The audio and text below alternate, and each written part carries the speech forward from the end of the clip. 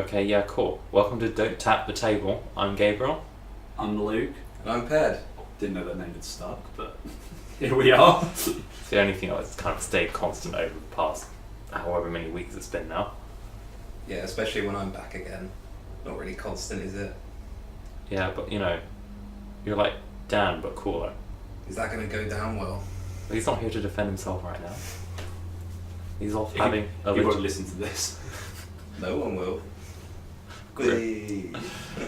Dan's off on holiday at a beach somewhere. And Gabe's not good at publicity, so... I just figured out I say figured out. We've got a name now, I think. We're going to stick with it. Be consistent. D-triple-T, Yeah. for sure. Or in my head I was like, if I say DT free, it just sounds like duty free at the airport. But, let's not have that as our name. Don't tap the table. That's who we are. Cool, well, I'm glad we're all in agreement. It's because he's sitting there with a photo of me up on the laptop. Is it a good photo? Not really. It's one that the hairdresser took after he cut my hair, and I don't know why it's there. Is this the time you went blonde? Well, it wasn't there for you. No, this was after. It was just because I was, if I need to search anything that I don't know about, I just had the laptop go in and it was just an old link that came up. Luke Sarah was the first name that you did not know about. So, Gabe, what do you want to talk about? Well, I watched a TV show this week, as I do. It seems to be my thing. It was called Luke Cage. Oh yeah, I remember. Yeah, set you up with that one. How was it? It was alright, actually. I quite enjoyed it. I hope this doesn't come off really badly, but I felt super white watching it. Okay. Which is funny because you're not actually white. Well, yeah, secret's out now. No, it was good. I enjoyed it. Very different to other stuff I've watched.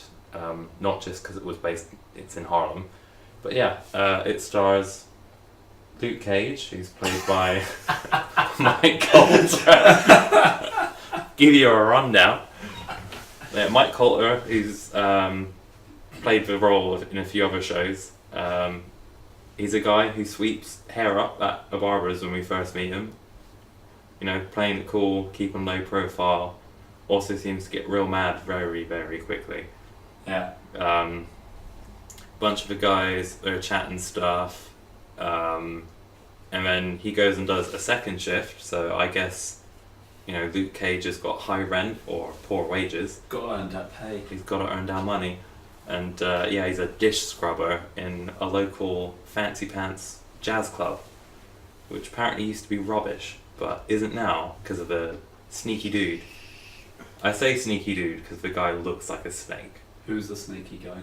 The snaky guy. I just remembered his name was the Snake. Oh wait, it was Cottonmouth. Snaky. The guy's actual name is Cornell, and he runs this nightclub jazz bar. And he sits at the top with red light, so all kinds of implications. Anyway, he's doing some shady dealings with a local governor while a guy sings. Luke gets called out to serve the bar because one of the barber shop boys isn't there doing his shift tonight. So Luke's serving the bar, flirting with this chick, really badly too. And then we cut to the guy who's skipping his shift, and he's in the middle of the big arms deal that shady Cottonmouth Cornell was talking about. And the guy's like, this is a stick up, although in a much more cool way. No, I think you got it. Yeah, it was a stick up. He shot dead the arms dealers, the shady Cornell Cottonmouth guys ran off with the money. And he shot his friend because he was freaking out, man. He was like, oh, well, you're just going to go to the cops. Pat, pat, pat. Guy gets iced. It's like a paintball gun. Can confirm that's what guns sound like after watching that show. Pat, pat, pat. Yeah, boy gets iced. Sounds like the guns they use in Bugsy Malone. We're going to say Bugs Bunny. I mean, also. Although Bugs Bunny had less cream. I mean, that's true. Pat, pat. But yeah, Pop, pop, pop. next day, Cornell's furious because he found out that the deal went tits up and he had a lot riding on it. Another guy is brought in, and I guess he's some muscle mouth from a guy called Diamondback. Muscle mouth. He's got mouth and he's got muscle. He's a muscle mouth. Tongue muscles flexing. Flexing all night. But yeah, he comes in. Luke Cage gets flashback because, Superhero. yeah. He's like, oh yeah, man from my past, hide my face. And literally what he does is he turns slightly away. So you can tell he's a shady crime fighter. Cinematic effect. Yeah. So yeah. Diamondback enforcer guy comes in and is like, you owe us the money, Cottonmouth. And he's freaking out. He catches the boys, tortures them to give it information of money. One of them was in a strip club. He's iced now. The other one... Iced. Pat, pat, pat. You're really down with the lingo, aren't you? Yeah, I've learned... They do not use the word iced in the pilot episode. And that's a Gabe original. That's not on Netflix yet. They're trying to find out about the money. Meanwhile, the money. Meanwhile, the lady Luke Cage was flirting with, had his little steamy night with, turns out she's a cop and a detective. Plot twist. Yeah, I know, on Cottonmouth's case. So she's got that going on, trying to figure out what's going on, trying to bust him up for being a crime lord and that. Luke Cage is walking home from one of his nights working, as you do, and the lady who he owes money to is a really angry Chinese lady, because Luke Cage don't pay the rent because apparently he's broke. She's getting muscled on by a bunch of Cottonmouths. What's the word for like local Cronies. Goons. Yeah, goons. Oh, rude. Muscle. Well, I could have said goonies. Muscle mouths. I could have said Cottonmouths, goonie mouths. Anyway. You could have. They're in the laundrette which Chinese lady owns. Or was it a restaurant? It was a place of business. And they want their protection money. And she was all like, well, nah, we paid this month. And they said, we'll pay again. And Luke Cage walks in. He's like, nah, be polite.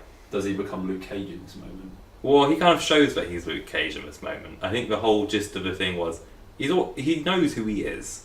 He just doesn't Luke want... Cage. Yeah. Is there a plot twist that he's actually Nicolas Cage? Oh man, it might be later on in the series. I don't want to play their whole hand yet.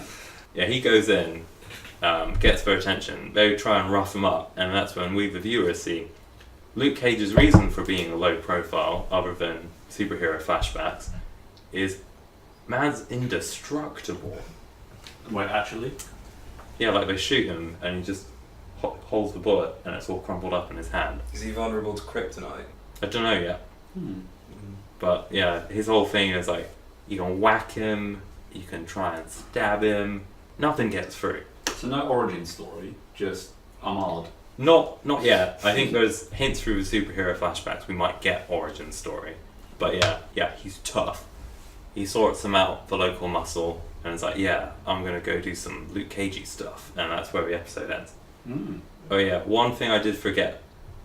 One of the things that shows us Cottonmouth Cornell is a bad guy.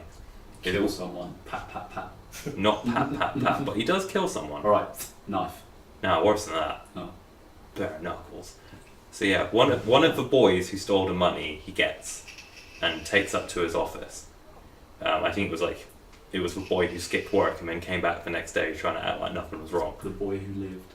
He did not. Come to die. Spoiler alert, the boy did not live. Because yeah, Cottonmouth drags him up, puts him down, and is like, where's the money? And the guy spits in his face. And Cottonmouth punches him till he's a pulp. We don't see him turn into a pulp, we just see all the blood staining Cottonmouth's cottony shirt. Boo, show us the blood.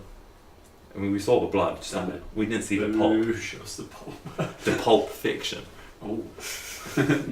Boom. So yeah, that was episode 1. I quite liked it. I was about to say, did you watch more? Because usually that's a theme of you. If you like a show, you watch the rest. Why didn't you watch the rest, Gabe? I'll be honest. One was D&D. I was heavily into the Dungeons and Dragons. Nerd. And true. Another one I really wanted to finish, Lost in Space, which I had reviewed previously. Nerd. Yeah, I was, and it was great. But yeah, that's episode 1 of Luke Cage. And like most Marvel Netflix shows, strong colour palettes. Yeah, it looks like it actually has a few good actors in it, so I'm going to butcher his name, but it's got Ali. Yeah, it's got him, the guy who plays Remy in House of Cards. He's quite good in that. Hot. And also Rosario Dawson. So I know her from Clerks 2, but I know she does a load of other stuff. So they look like they've actually got some good names for it. Is Ali Luke Cage? He's a Cottonmouth. Oh, Get Out. Mike Coulter is Luke Cage. You did say that earlier. That's alright. Yeah, well, I don't really know who that is, so... Is he a rando? I don't think he is anymore. He looks tough. He's a guy who looks tough and sports a mustache. Ron Swanson from Parks and Rec. Yeah. I mean, you could imagine that. Black Ron Swanson from Parks and Rec. No one said it was black. Luke Cage? No, but you have to imagine a black Mark Ronson. Okay. Yeah, because...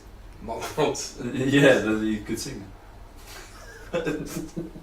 I was about to sing Acceptable in the 80s, it's Calvin Harris.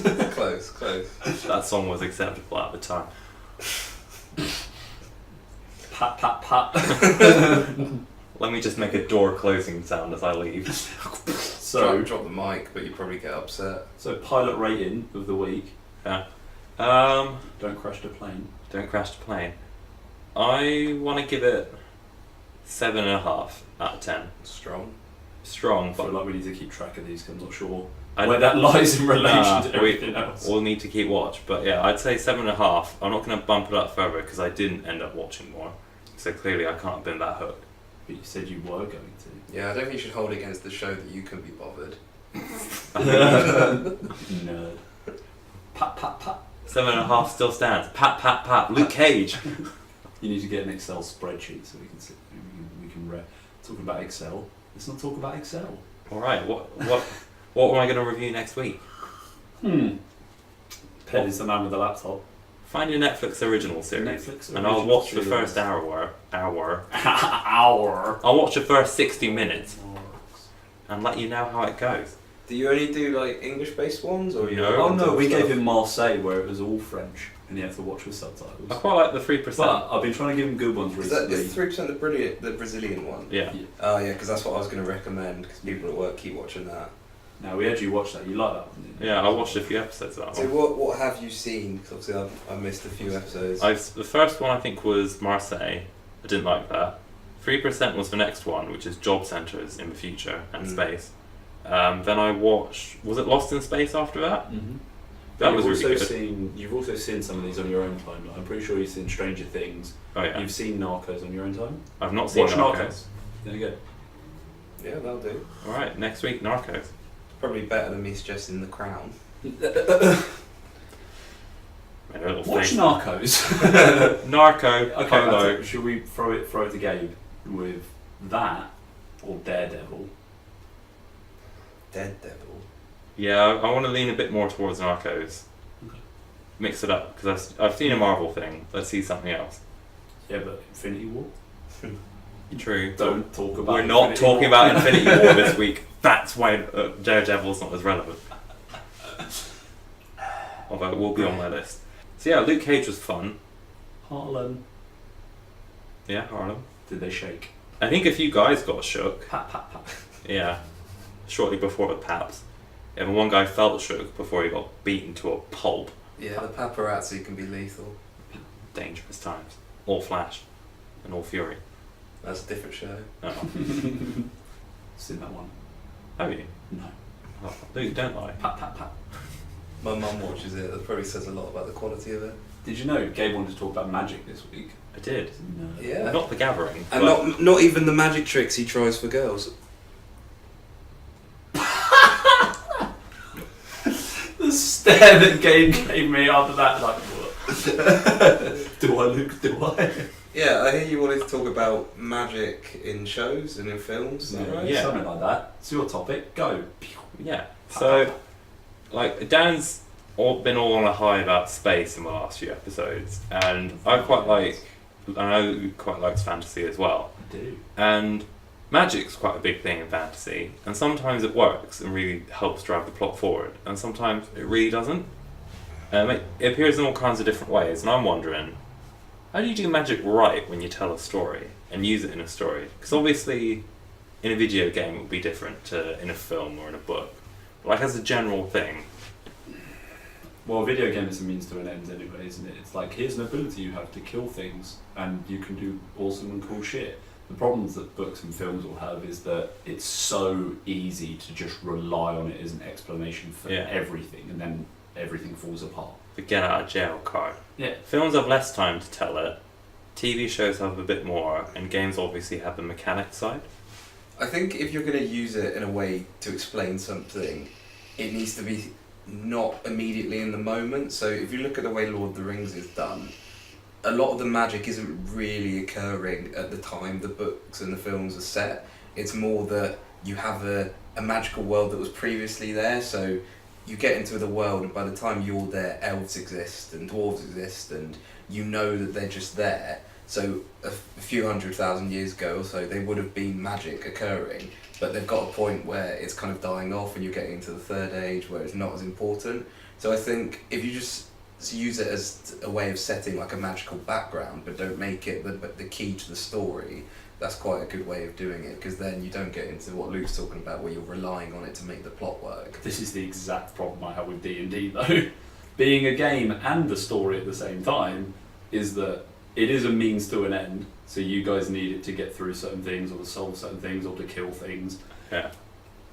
But then also, I always have that background temptation of, oh, this is a really awesome story. Oh wait, it doesn't make sense. Oh, I know, magic. And then it just takes away from everything, and it's like, okay, what was the point in that then? Like, and actually, you're kind of handicapped in that your players can use magic, and they can make things happen through that. So you kind of have to accept that that's a way that it might happen. But again, that's a situation where magic is a very active part of what's currently happening. Yeah. So if you have it as an active part of what's happening at the time, it needs to be logical. If you have it as just like an artifact of the past, it doesn't have to be as logical. I suppose. You can just have bleeding elements then, but be like, here's this awesome ancient being that's about to destroy you all, here's why, but not right off the bat. Yeah. I guess, because I mean, then you've got the whole ancient ones, they were so cool, and we live in kind of the after effects.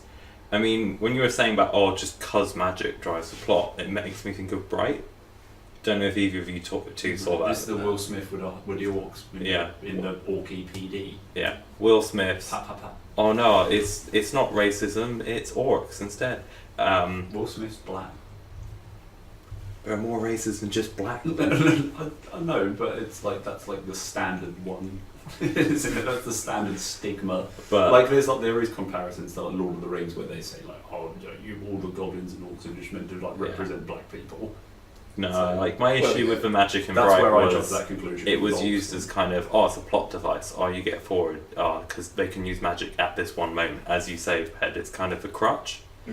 Magic as science is often a way that people use to get around it. So it's got like a set system of rules. Like I was gonna name drop Avatar, Last Airbender, as an example of magic with rules, which kind of works to drive the plot forward. Yeah. Like you still got your ancient times with cool stuff happening.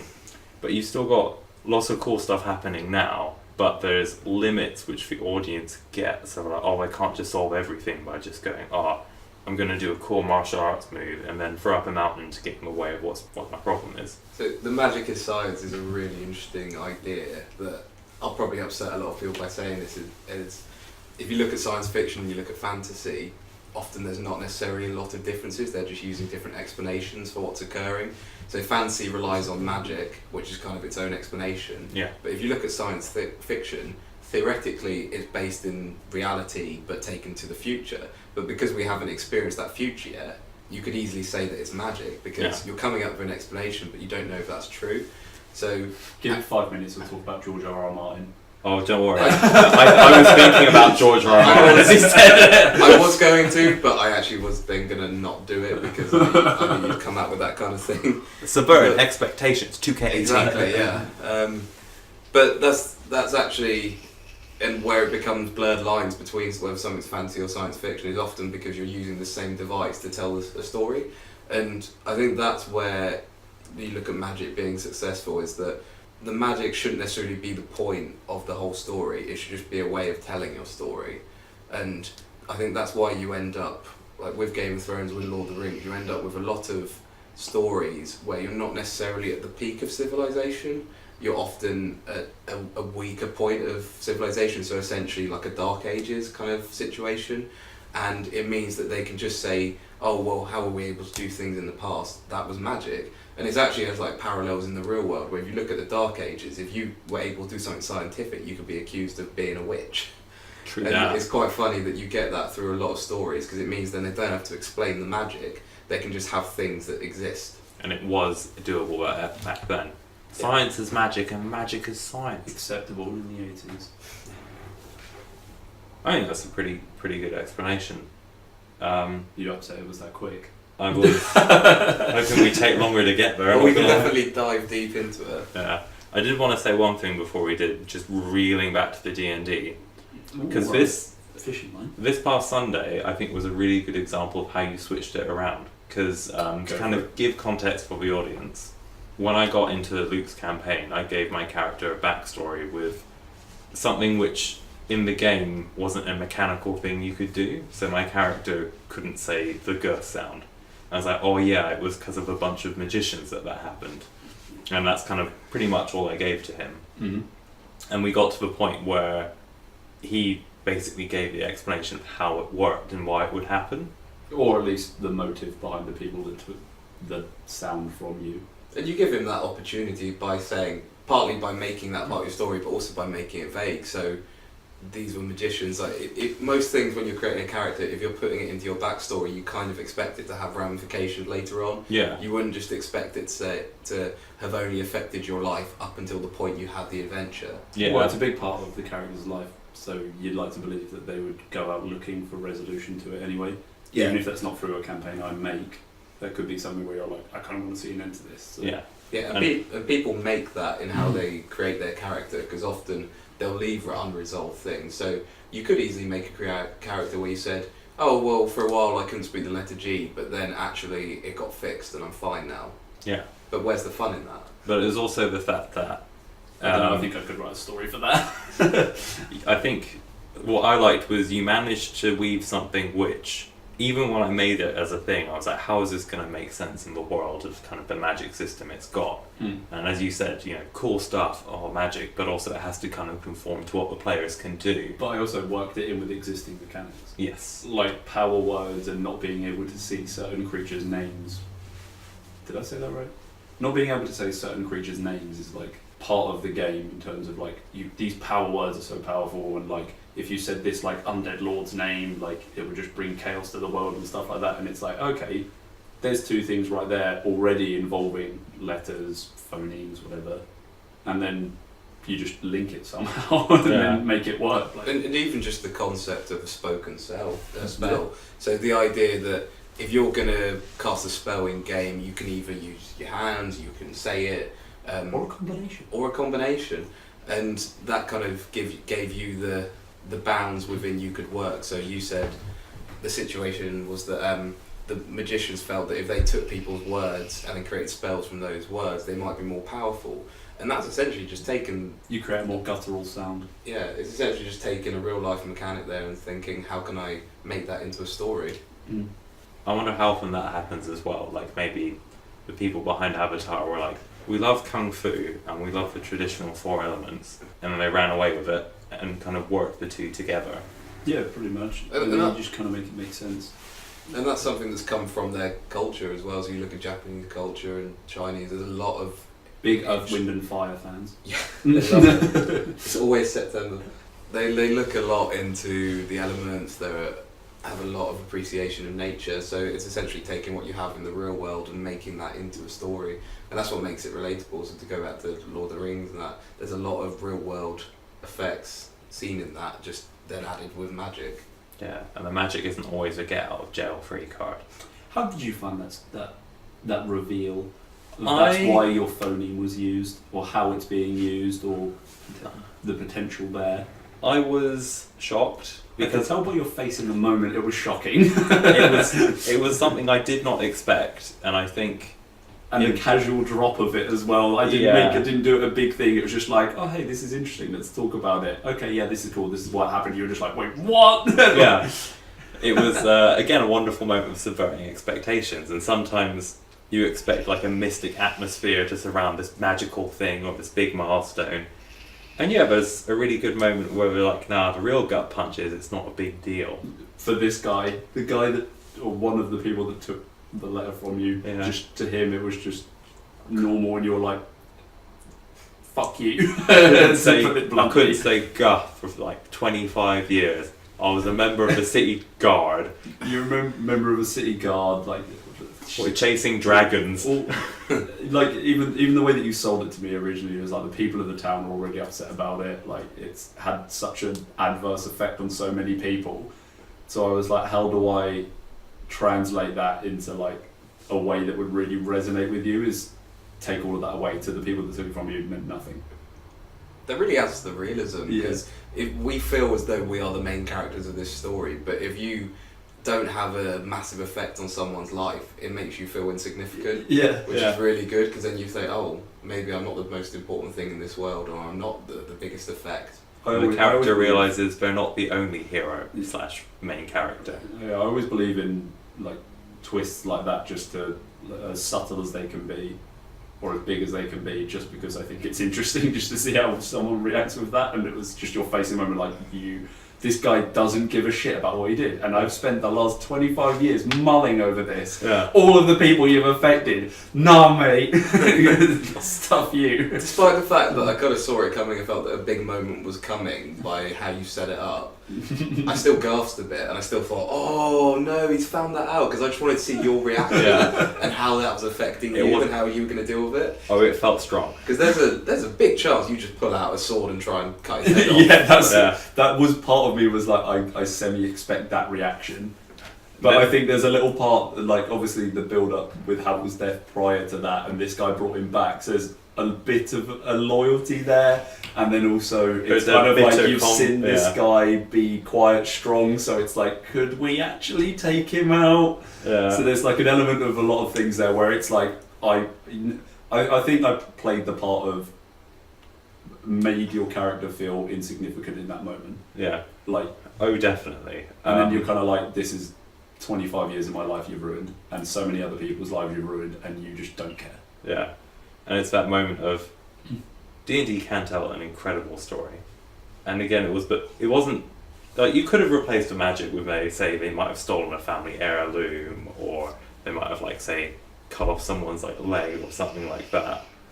But I think that was a case where only magic could have got that result of a guy comes up or a group of people come up and an entire town is decimated in sort of like a disability way.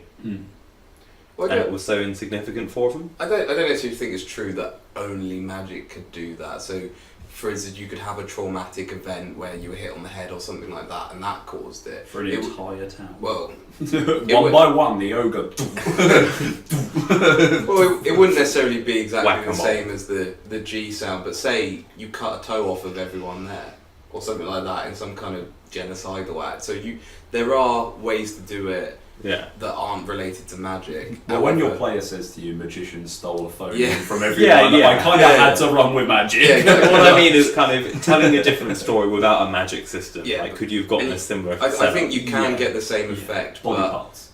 in this game, magic has such a well-forged history of curses and spells that have negative effects that it's an easier way to do it because it already exists in that world. Yeah. And it's so prevalent, it's not like what you said before about where it's like something that's way in the past, it was so much better. I actually think in traditional lore it is, but for me I kind of scrapped that a little bit and then been like, this is actually the height of where you guys are. I think you understand this is the height of experimental magic at the moment. Like you're going through a phase of, you've come across several characters now who are all interested in that for different reasons, and also who wants to improve life in general and society and like create spells that will help build buildings quicker and things like that. Then you've got this guy who's like, oh, how do we improve the spells that are already there?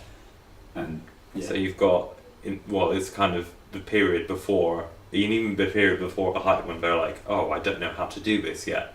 And the kind of things where you were describing, I looked in the manual sort of after the session for various reasons. One of them being, I didn't realise being a zombie had so many drawbacks, potentially. it depends on what we decide on, and primarily me, but what we decide on. Like Don't base on the manual. I very much scrap the manual 90% of the time. I use it as a good basis, but it's like I'd rather make something from a core mechanic and make it enjoyable than be like, oh, I have to follow this rigidly. It makes my life so much harder in terms of balancing, but it is what it is. Like, no. Players' handbook readers hate him. This DM and his 5 easy steps. Yeah, this any player who would play with me and like follows that book religiously would just be like, but that's wrong, and just be like, yeah, but what I did was way much more enjoyable. So yeah, have you made the connection yet between the spell that Hidarius used to bring you back and the letters? Well, you can tell by my blankness, but the answer is no. What's the word? Rise? Yeah, but I just meant in general, he's using word-based magic. He specifically spells out a word, which is something you've never seen before. Yeah. And then Well, power word, isn't it? No, there's no power word rise spell. Well, for what? Made one up. So was he using other people's letters to do it? That's what I'm saying. Like, it's interesting that one of the more powerful spells you've seen cast to resurrect someone was him literally spelling out words, and then he's also involved in like the robbing of people's abilities. I think it was because I didn't hear him say it. That was a but that would be so obvious. It was a byproduct of me being hungover. That'll be interesting. If you've been brought back to life by the spell that ruined your life. See, layers on layers of... I know. That's one of the things where I was like, as annoyed as Gabe is in the moment, I don't think he's made that connection. This is what I'm going to have to point out because it's so glaringly obvious. Like, Harold's an intelligent character. He would have noticed that. Well, there we go. You found out something the same time I did, listening. Man. Power of stories, though. Yeah, so... This is what I mean. Like, it's you've got to go a bit, nudgies. As difficult as it might be to film it, this might be the benefit of filming it, is you actually have the ability to go back and look at things like this. Because when you're reread your notes, let alone rewatch a 3-hour, 4-hour sesh. Yeah, but often I barely write my own notes. If I'm in the middle of a session, it's hard to do those things. Whereas if it's just documented, I know it would just be there. Because you're enjoying it, you're seeing what's going on. So I'm busy watching what you're doing and what decision you're making about coming back to life or not. I don't always sit there and write the notes.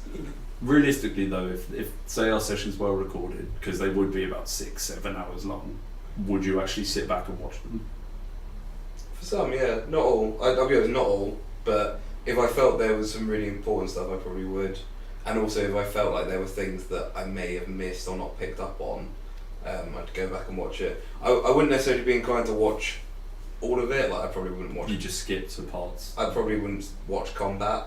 Yes, you've already lived it. You know what happens. Whereas if it's like we find a note or we have a conversation with someone, I'd go back and watch those. It is nice having that playback bit, but yeah, and then the story you find out has actually been falling apart since the start.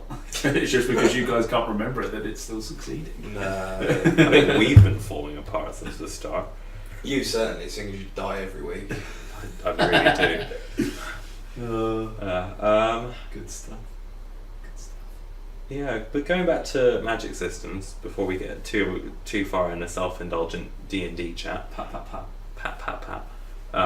There's no tables, whereas Dan Tapham, he might be at Seaside Tappenham.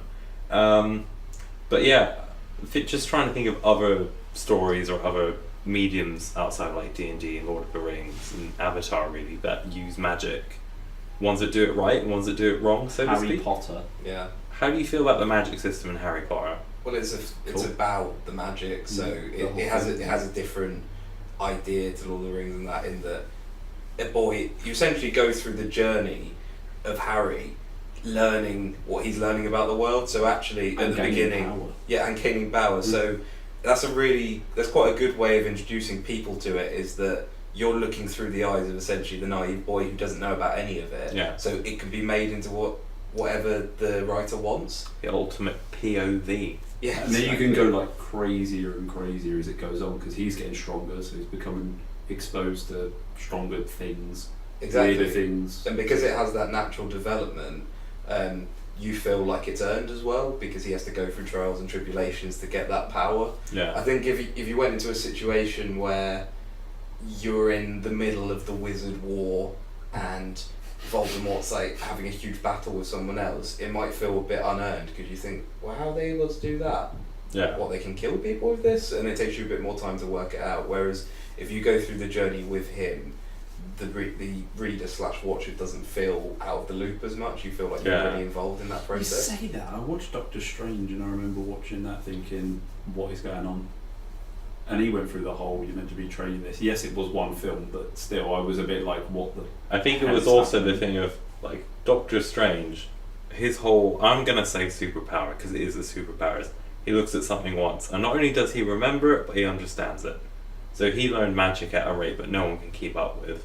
Including the viewer. So yeah, it's essentially, if you blink, or you go to Baloo, you miss the whole magic learning montage, and he's just there, magic wizard. Maybe it's because I didn't really read any comics or anything when I was younger, but I have a problem with Doctor Strange as well, in that it just feels completely detached from all the other powers that are available to the other superheroes. Visually, it kind of put me off as well. Yeah, it did look a bit weird, but it's just like, you have the other superheroes doing typical kind of hitting stuff hard or moving very fast. Lightning! Lightning, which is basically... Which is hitting stuff hard very fast. With lightning! Yeah, which is a lot of what superheroes always seem to do.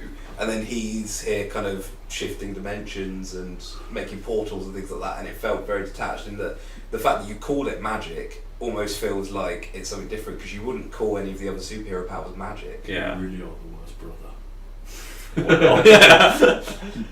Yeah, I get that. I think even from what little I know of the comics, he seemed like he was his own little side thing going on. Because yeah, if he can open doors to other dimensions and stuff, and the scale and kind of problems he has to face would be very different. Maybe that's why he's called Doctor Strange. Yeah, it's strange to everyone. He's just a strange guy. He's constantly called a wizard. Okay. I mean, yeah, if you hold some rings, do a little circle, and you can just do whatever.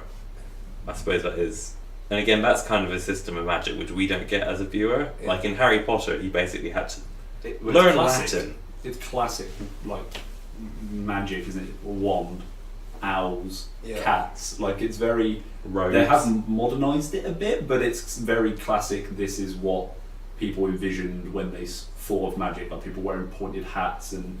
You know, like even like think about the Grand Hall, like the really waxy melted candles and stuff like that. Like it had a very old magic feel. Nothing wrong with a bit of tradition. Oh, definitely stars and black cats and all that sort of thing. Riding brooms, Quidditch. I don't know. Like, I didn't know about Quidditch before Harry Potter, and then I was really sad there wasn't more Quidditch. But yeah. Yeah, so either you have to base it in something that people already know that's been established, or you have to establish it. And if you're going to establish it, I think you need to put a lot of time and effort into actually making it feel realistic. Whereas Doctor Strange, it's one film, it's quite quick that he goes through the magic learning process, so it doesn't really feel like you've earned that. Yeah. Mm-hmm. I think when you say going through all of it, and obviously the learning bit, that reminds me of, I don't know if either of you two have seen Full Metal Alchemist. Is it an anime? It is? No. I've seen Full Metal Jacket, but I don't think that was about I've seen magic. Black Hawk Down. Let's talk about war films. I mean, yeah, why not? What was in Full Metal Alchemist? Alchemy. I mean, yeah, it's made out of full metal. So the premise of that is you follow two young boys who grow. A couple of young guys, you know, alchemy is meant to be like this science that you can learn where basically you draw some symbols on the ground and you can change stuff, like, you know, old school, old timey. Yeah, you write some glyphs on the ground, you do some magic thinking. Like that bit isn't. What? You do this in. Makes sense now. There's magic thinking. Or meditation. Or like you know what symbols to write and it magically transforms what's in the circle from one thing to another. Oh yeah, like the unknowns in Pokemon. Yeah, I guess. I was thinking more lead into gold kind of thing. Oh, alchemy. Yeah, there we go. Boom. Full circle. Oh, you said lead into gold as well. It's metal. Yeah. And basically one day, spoilers I suppose, for Full Metal Alchemist. Spoilers. I won't watch it, don't worry. That's right, the audience might. Yeah, Dan might. Maybe, if he listens. But yeah, one day their mum's dying, and they're like, oh snap, maybe we can do alchemy to like bring her back. And they get a zombie. Well, Make her a robotic yes, body. but like Construct. the one quote unquote rule is you can't like give life to something. You have to exchange. You always have to exchange stuff, and it has to be material stuff. Yeah, you've seen Deathly Hallows, you know about that. They Yeah. break the rule. They break the rule. One of them loses his entire body. That's the full part Yeah. of the title. And instead, he wears a metal jacket. Well, Alchemist, kind you of. idiot. not gonna lie. So They're the same franchise. Oh, the Full Metal series. Yeah. the younger brother of the two tries to do alchemy to like bring life back to his mother. His mother's body comes back as possibly the most grotesque thing I've ever seen animated, and I've seen Akira. Oh yeah. Grim. Well, that's a Torah, that's pretty grim. I've not seen that. As if you just whipped out an anime title. You've been storing that. Is it Deep even? in the bowels of my mind. His mind is bowels. Yeah. There's a lot of shit in Brain farts. So, yeah, she comes back as like a meaty mess. His older brother, realizing what the heck's just happened and that seeing his younger brother's body's disappeared, does his own alchemy thing to put his brother's soul into a suit of armor that, for whatever reason, they've got lying around. Full Metal suit. It's a full metal suit, Jacket. but Suit jacket. and he loses like his arm and his leg in the process. So What? It's What a is this? grotesque mother, soul boy suit. yeah, Do they fight crimes? they do. Oh my god.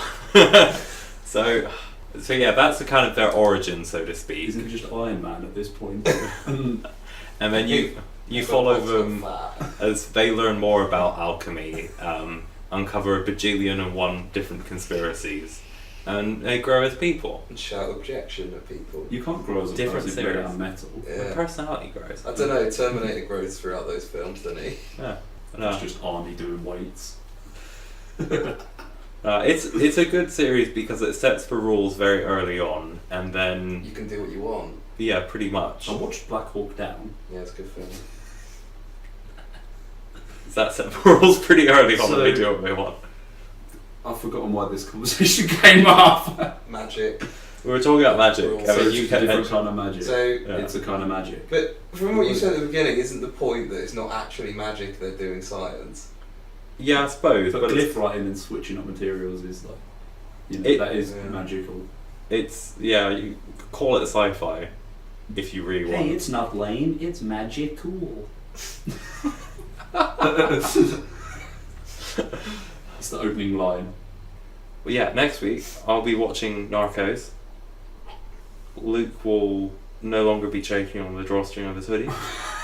I might have something, who knows? You never know with me. Maybe I play Detroit. Who knows? Will play the state of Detroit. I mean, the game's called Detroit Become Detroit's Human, a or city, so Detroit probably Being not. Human, one Oh. of the two. Well, I got that completely wrong. And you're the one who lived in America. Not in Detroit's Detroit. a planet, it's a way of life. We just got played. I've been Gabe. I've been Luke. And I've been Ped. Boo.